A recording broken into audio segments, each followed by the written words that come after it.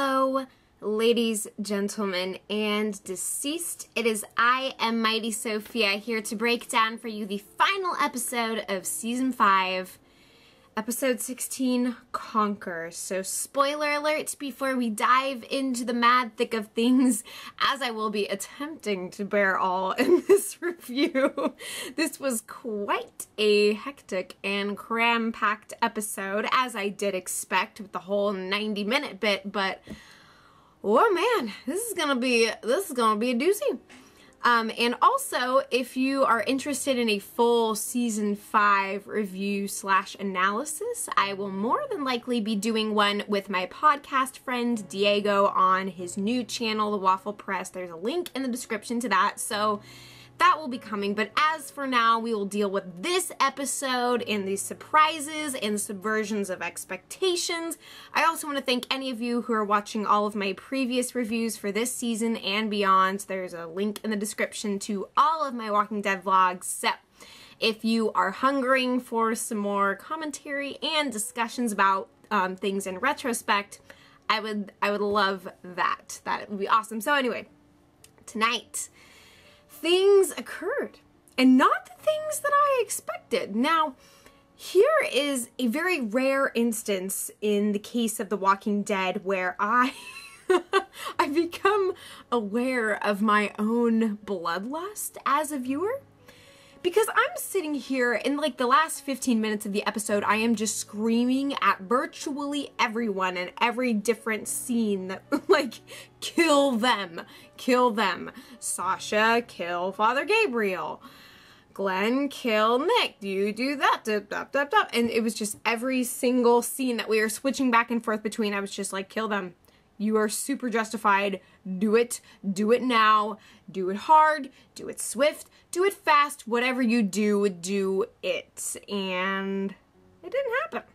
The only two, like, significant deaths, not significant character deaths, I guess, but nonetheless significant, was that of Deanna's husband and, of course, Porch Dick, as Chris Hardwick labeled him, aka Jesse's husband, Pete. Yeah, those were the two main deaths that we had in the episode, which was incredibly surprising.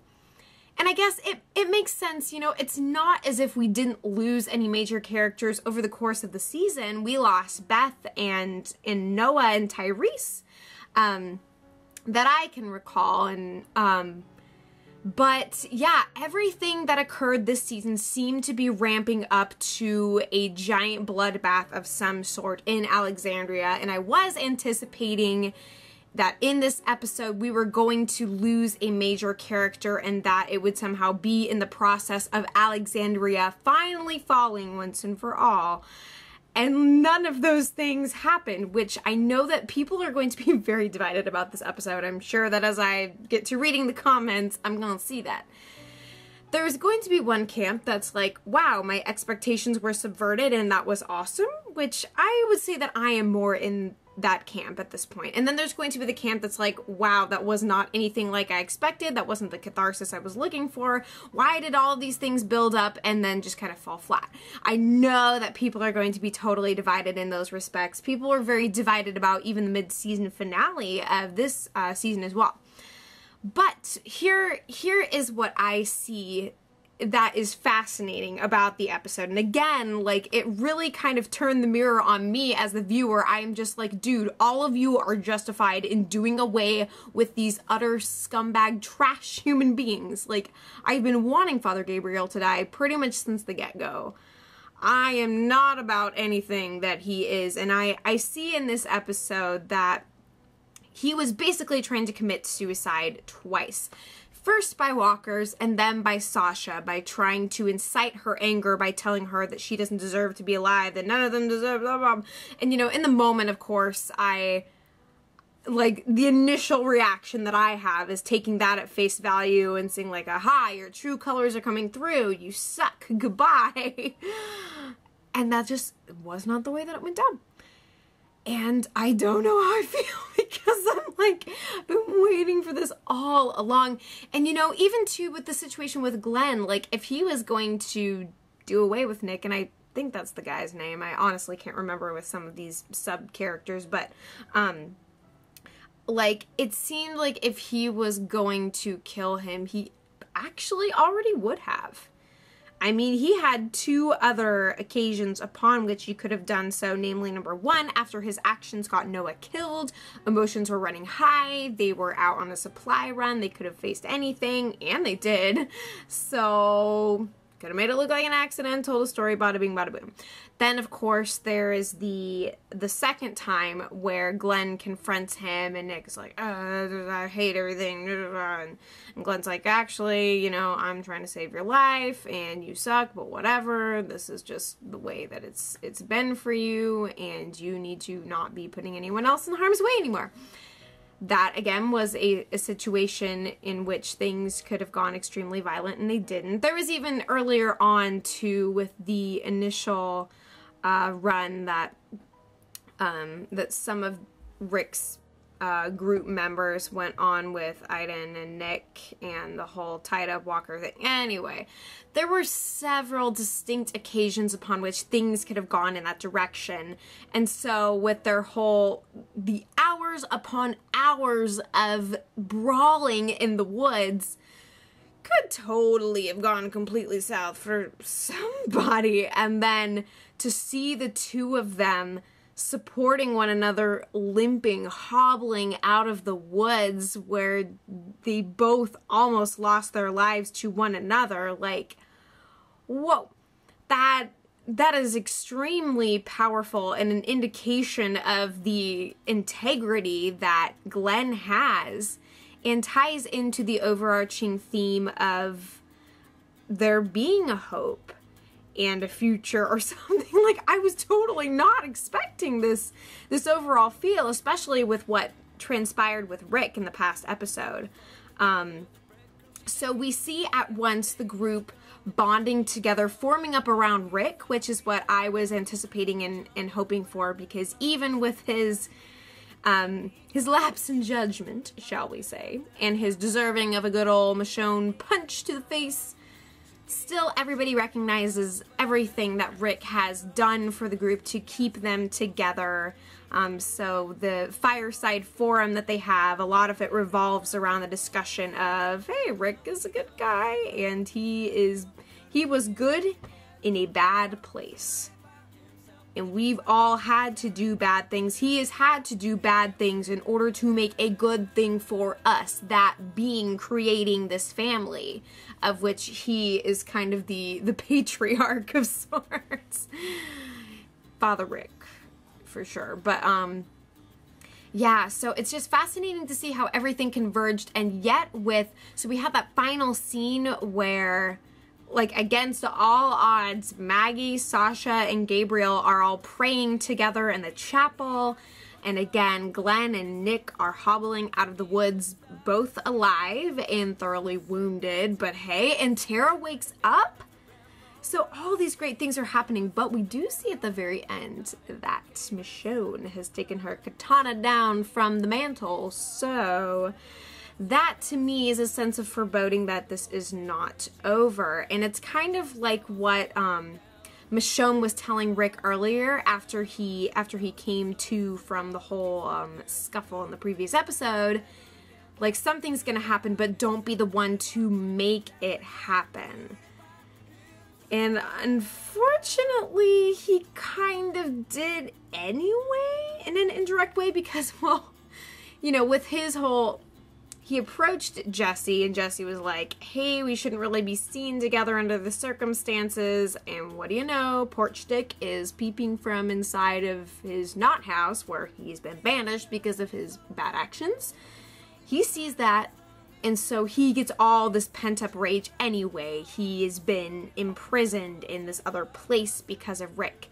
And then from that position of incarceration, seeing Rick coming up to his lady, that's like the final straw for him. So he shows up and does what he does with his freaking sword on Deanna's husband, and that, you know, catalyzes certain things. But there was also a breach through which walkers got in, which I don't know how that happened, but You know, at least with this episode, we didn't have too many cases of, like, surprise ninja zombies, which used to be a very big plot device and mover in the show, and I'm glad that the writers don't seem to be relying on that as much these days. They're learning different ways to create conflict that they need not contrive, because walkers make sound. Like, there are other ways for us to be surprised and on the edge of our seats without having to throw the undead just, here they are, and oh no, they're not gonna make it. Like, it's really not the source of tension that we as viewers crave anymore. Of course, the zombies, walkers are part of this universe, but they don't need to be used so easily, you know. So, yeah, so we basically have tension and conflicts coming from every possible angle in this episode, and that was really well done, because switching from scene to scene, I had, like, I find that I carry my anxiety in my butt. Like, I'm not kidding. When I'm sitting down, I feel this, like, nauseous feeling, but it's not in my stomach. It's, like, in my upper thighs and my rear. So I don't know how that is for you guys, but I was noticing that a lot. Just, like, I was all, like, tingling and weird and not, it didn't make sense. Scary. Anyway, so, but that's a mark of a good episode for me. I guess if my, like, butt is on fire, then that, yeah. I'm not gonna say too much more about that, because I don't think we need to linger there.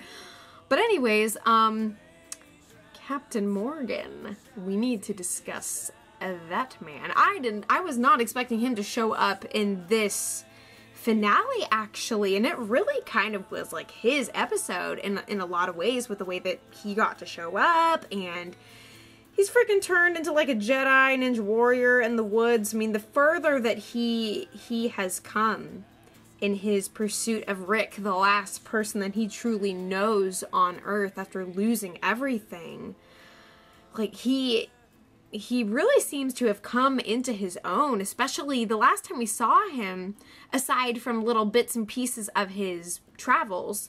The last time we really saw him was in season 3, episode 12? I don't remember what it actually was, but the episode was Clear. I remember that title very clearly. But yeah, so it's good to see that he has picked up the skills to pay the bills and was able to ward off the couple members of the Wolves clan, which I don't know, and again, I have not read this far into the comics, but I hear that a person called Negan is coming. Again, I don't know who exactly that is. I'm not gonna say anything. For those of you who just have no idea, I will not say anything, but I will ask, is he attached to the Wolves? Feel free to answer below, maybe preface with, like, comic spoiler, I don't know, because I've heard that's where the show is going anyways. So Morgan is kind of used to kick off the foreshadowing of this other group that is outside of Alexandria. I'm gonna assume that they have something to do with those who are banished from the community, perhaps. I think, honestly, that is what's going to take Alexandria down, not the internal civil war that we thought was going to happen. And that really seemed like it was going to happen based on what everybody was expressing about, you know, in their support of Rick. And if Rick was going to be sent out, then you know, this is not going to be sustainable. This is not going to work. And so as much as we thought that was where things are going to go down, I think that we're going to have a little while longer yet to wait for that. Yeah, it was just very powerful the way all of that was demonstrated, and with Rick finally showing up at the community meeting with the body of this walker that he very brutally took out. That was, you know, kind of made for a good object lesson, shall we say. Like, here is the thing on the outside that is now on the inside, and they're always going to be trying to be on the inside because we are inside. And as long as we are inside, the world in general, let's have the skills. Let's know what we're doing. Let me help you. So we get to see that the group is not the problem, but part of the solution. And hopefully that is something that, you know, even these lily-livered Alexandrians are gonna get. And I think the point has been driven home loud and clear for Deanna as she sees that the people who she kept alive in this community, these toxic individuals who she thought she could preserve their lives, because who needs to die in this, you know, this utopic world? Well, she sees just how unsustainable that is now that that has taken her family away, essentially. So she's going to be a very different kind of leader in the days to come. And I think finally understands what Rick is getting at. But oh man, is he unforgiving as hell, as is Carol. But with his whole like, yeah, I should have told you guys that you sucked a long time ago. I think we all have that feeling in life sometimes with people we know. But it's cool to kind of see how his volatile nature was put to use, and how he was able to speak directly to everyone without waving a gun in anyone's face, nonetheless showing them that there is this whole other world outside that they do not know, and that, you know, praise unto the Lord, they have not had to really deal with yet, but they're going to, as was very powerfully evidenced in this episode. So they better freaking get it. This is Rick's game now. The Ricktatorship is on, but again, it's not unfolding the way that perhaps we thought it would.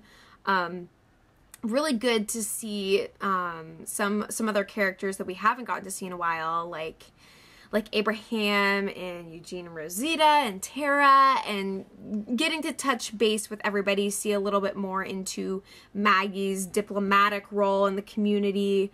There's a lot that's at play here, and that I really look forward to seeing. But I think this was such a necessary finale in so many ways, because they're not just regurgitating and recycling the same material, because this could be another Terminus. It could be another Woodbury where Rick and company show up and take the system down and move on.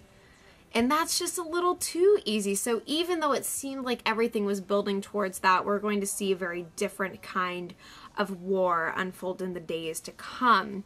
Now, the question too is, what is Morgan going to think of all this? He has come many a mile after Rick, and seeing him in this blood-soaked state, like, what is that going to do for Morgan exactly? Granted, the guy has seen quite a bit, and he's really gotten up on his own 2 feet. And it's still fascinating to think that he was the very first touch point for Rick after he came out of his coma. I mean, that feels like a totally different show. And that's what's just wild to me, to see Morgan back in the picture and to see what he can offer, hopefully. If he's not he's not too put off by his friend in the state. Also in this episode, I was reminded of how very much I want Rick and Michonne to be together. They make such a fantastic team. So not only are they co-constables, but Michonne reiterated that she would never stop Rick. You know, even with the weapons that were hidden, and his not knowing how she would take the presence of the weapons and all the clandestine operations, how still deep down there is this trust, for better or for worse. Also, super mega props to Carol for continuously lighting up my life with her badassery. The whole exchange with Pete, I could totally kill you right now. In fact, I just think I will. And there's nothing you can do about it. Just her constant, the disarming smiles and oh man, just everything. The dialogue that Carol has had in this season has been one of my favorite parts of just anything. And I'm sure that Melissa McBride, the actress behind Carol, is very much enjoying this change of pace for her character. Now, yeah, and it's good to see that Daryl's still in the picture, because of all the people who I thought were really in danger in this episode. I was originally thinking Daryl and Glenn.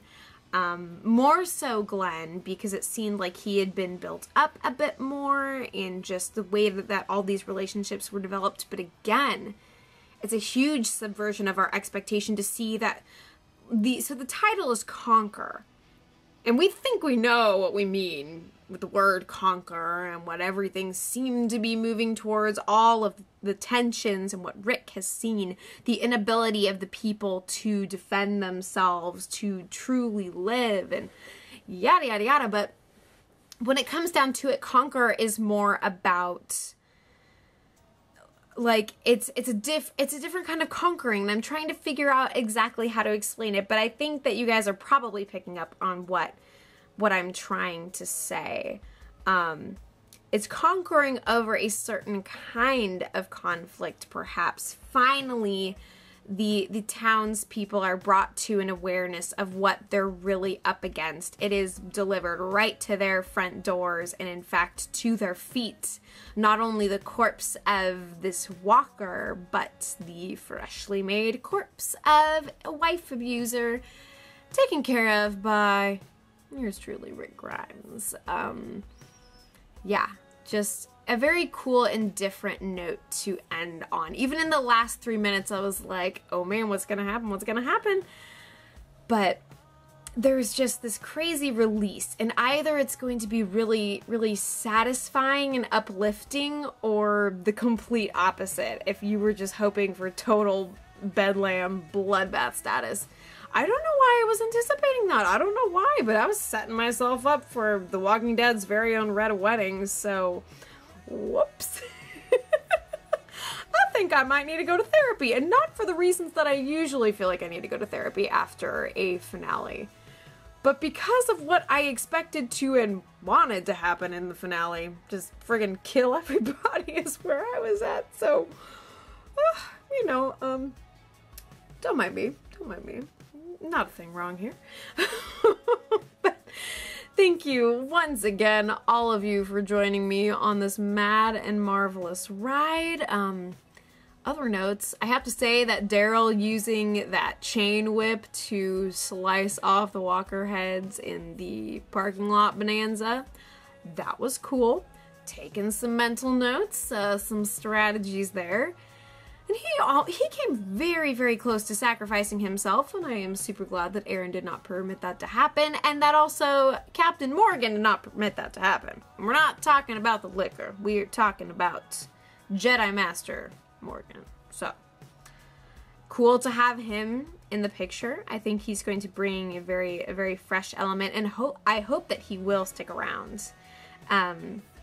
Lenny James is great, and it would be such a cool friendship for Rick to get to have, kind of a new cornerstone for him potentially. But yeah, so here we are at, you know, what's interesting about this finale is it reminds me a bit of the season 3 finale, where they were bringing in all of the old Woodbury community members into the prison, but instead of that situation, it's the other way around, where perhaps the group is now being accepted into Alexandria. That is, if everyone can handle what they just witnessed and, you know, sit up a little bit straighter and prepare to get some lessons in marksmanship and some self-defense classes, perhaps.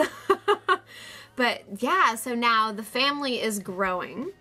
But that, of course, begs the question of what is the next winnowing down process going to look like, because the beginning of season 4 consisted of a giant plague that pretty much wiped everybody out except the core group. So I just don't know, but this was different. It was good and challenging and rough and raw and just built up like nobody's business. So all of these individual plot lines kind of came together, converging in this very different emotional build. And in the falling action, we see all these disparate individuals coming together, people who are at each other's throats, finding some kind of purpose, finding something that they can converge on. And that's really important in the long run, and is going to set us up for a new and crazy conflict when, if we get some unity in Alexandria, there's a whole nother thing coming. So don't be afraid of any lack of excitement, you guys. Thank you once again. Game of Thrones is coming, so that is going to be filling up our Sunday, Bloody Sunday slot. I will be reviewing episode by episode. Bates Motel, Gotham, Better Call Saul, Hannibal's coming this summer, and beyond. So I love you guys so much. Leave all your thoughts, good, bad, and ugly, whatever you thought. We'll talk it out. I'm very much willing to see this from a variety of angles because I myself am perplexed and I love it. And it's about time I call a therapist or something because based on my expectations for this week's episode, I need a little bit of mental healing. A little bit of kumbaya perhaps, but yeah. Anyways, thank you once again. And as always, even in the midst of this long hiatus, I will be back before you know it.